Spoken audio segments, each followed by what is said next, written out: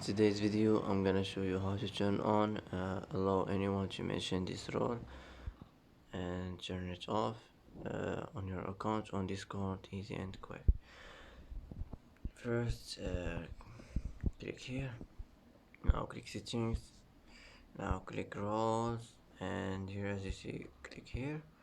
Here you will find allow anyone to mention this role. Click it like this and it will be turned on. If you want to turn it off, just click on its back and that's it.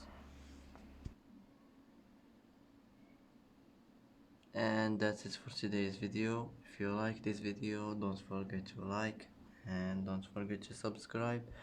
I hope this video is helpful for you, and thanks for watching until the end, and see you in the next video.